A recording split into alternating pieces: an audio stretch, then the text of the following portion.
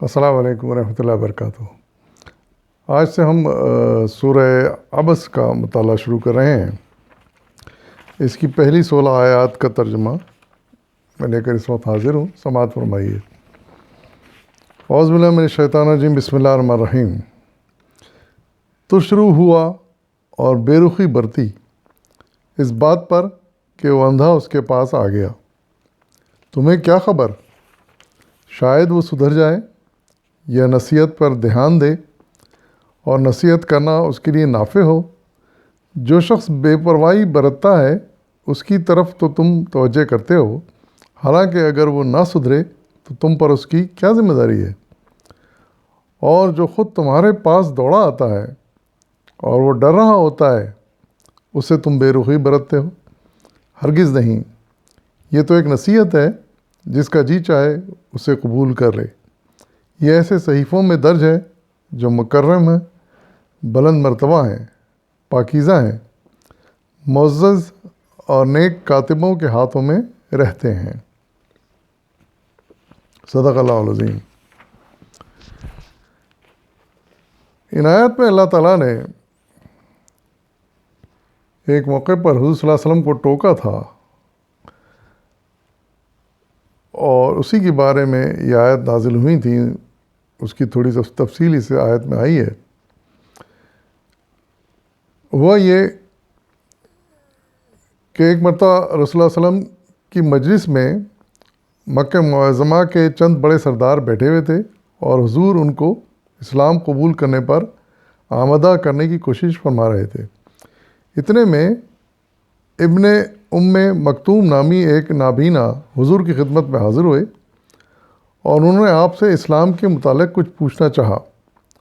حضور کو ان کی یہ مداخلت ناگوار ہوئی، اور آپ نے ان سے بے رخی برتی۔ اس پر اللہ تعالیٰ کی طرف سے یہ صورت نازل ہوئی۔ یہ مولانا سید عبداللہ مودودی نے اس کا تعارف لکھا ہے سورہ عبس کے زمان نزول کے حاشیے کے تحت۔ تو یہ تو وہ صورتحال تھی جو پیش ہوئی، یعنی چونکہ بڑے بڑے سردار حضور صلی اللہ علیہ وسلم کی اس وقت محفل میں بیٹھے تھے، اور حضور صلی اللہ علیہ وسلم ان کو تبلیغ کا کام ان پر کر رہے تھے، اسلام کی دعوت دے رہے تھے۔ ایسے موقع پر ایک نابینا تشریف لائے، اور انہوں نے کچھ بیچ میں انٹرفیئر کر کے سوال کرنا چاہا، تو حضور کو یہ بات ناگوار گزری، کیونکہ وہ چاہ رہے تھے اس وقت کے پوری توجہ سے ان سے بات کی جائے، وہ سردار جو قریش کے بڑے بڑے بیٹھے تھے، تاکہ وہ کنونس ہو جائیں۔ تو یہ بات اللہ تعالیٰ کو پسند نہیں آئی، اور اسی لیے پھر یہ آیات نازل ہوئیں۔ اور ارشاد جیسا کہ آیت کے شروع میں ان کے حضور صلی اللہ علیہ وسلم کے رویے پر تبصرہ کیا گیا، ٹوکا گیا، اور پھر یہ فرمایا گیا کہ جو تمہارے پاس نصیحت خود خواہش شوق سے آتا ہے قبول کرنے کے لیے، تمہاری دعوت کو سمجھنے کے لیے، اس کی طرف سے بے رخی مناسب نہیں ہے۔ اس کی طرف ضرور تمہیں توجہ دینی چاہیے۔ جہاں تک ان سرداروں کا تعلق ہے، یہ تو نہایت بے پرواہ لوگ ہیں، اور ان کو کوئی خاص دلچسپی نہیں ہے تمہاری دعوت سے یا اسلام لانے سے۔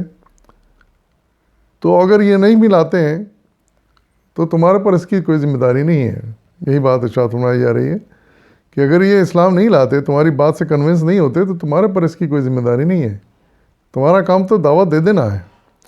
اب تو یہ دعوت تمہاری چاہے ایک نابینا معمولی آدمی قبول کر لے دل سے، تو وہ بہتر ہے بنسبت اس کے کہ یہ بڑے بڑے سردار تمہاری دعوت کو ٹھکرا دیں اور انکار کر دیں، تو تمہارے پر اس کی کوئی ذمہ داری نہیں ہے۔ یعنی تمہارا کام صرف دعوت پہنچا دینا ہے، باقی نتیجہ اللہ کے ہاتھ میں ہے۔ یہ ایک نصیحت پھر ارشاد فرمایا جا رہا ہے کہ یہ تو ایک نصیحت ہے، اس میں بڑی اچھی اچھی باتیں ہم نے قرآن میں بیان کی ہیں، حقائق بیان کیے ہیں۔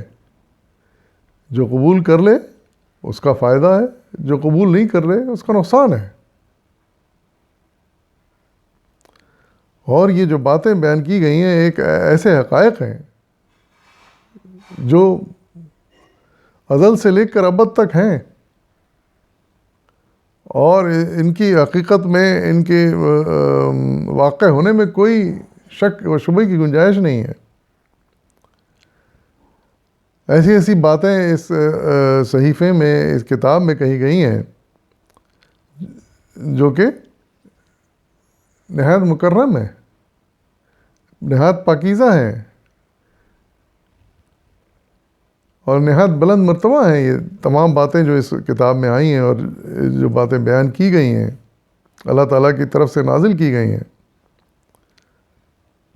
اور پھر نہ صرف یہ آیات، یہ کتاب، یہ صحیفے انتہائی اہم ہیں، متبرک ہیں، عظیم ہیں، بلکہ ان کو لکھنے والے بھی عظیم لوگ ہیں، یعنی فرشتے ہیں، اللہ تعالیٰ کے مقرب فرشتے ہیں جو ہر بات، ہر کام اس کے حکم کے مطابق کرتے رہتے ہیں۔ انکار کی ان کے جرات نہیں کر سکتے، وہ سوچ بھی نہیں سکتے انکار کے بارے میں، جیسا کہا جاتا ہے 100% وہ کر کے دے دیتے ہیں۔ تو ایسے عظیم فرشتے ہیں جو اس کتاب کو لکھ رہے ہیں، اور پھر وہ ایسے ہی عظیم فرشتے اس کتاب کے احکامات کو وقتاً فوقتاً لے کر آپ تک آتے ہیں، آپ تک پہنچاتے ہیں، آپ کو یاد دلا دیتے ہیں، اور پھر اب اس کے بعد پھر آپ کا کام ہے کہ آپ ان کو لوگوں تک پہنچا دیں، اور اس کے بعد پھر آپ پر ذمہ داری کوئی نہیں ہے۔ تو یہ وہ طریقہ نزول بیان کیا گیا ہے جو اس قرآن شریف کے بارے میں ارشاد فرمایا گیا ہے، اور یہ وہ حقائق ہیں جو بیان کیے گئے ہیں۔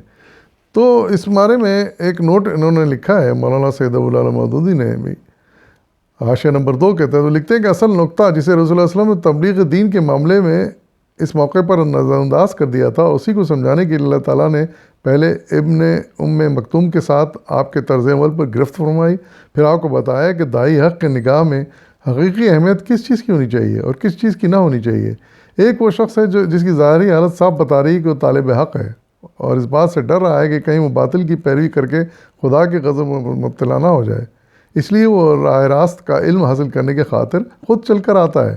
دوسرا وہ شخص ہے جس کا رویہ صریحاً ظاہر کر رہا ہے کہ اس میں حق کی کوئی طلب نہیں پائی جاتی، بلکہ اپنے آپ کو اس سے بے نیاز سمجھتا ہے، اسے راہ راست بتائی جائے کہ اسے راہ راست بتائی جائے۔ ان دونوں قسم کے آدمیوں کے درمیان دیکھنے کی چیز یہ نہیں ہے کہ کون ایمان لے آئے تو دین کے لیے بہت مفید ہو سکتا ہے، اور اس کا ایمان لانا دین کے فروغ میں کچھ زیادہ مفید نہیں ہے، بلکہ دیکھنا یہ چاہیے کہ کون ہدایت کو قبول کر کے سدھرنے کے لیے تیار ہے، اور کون اس متاع گراں کا سرے سے قدردان ہی نہیں ہے۔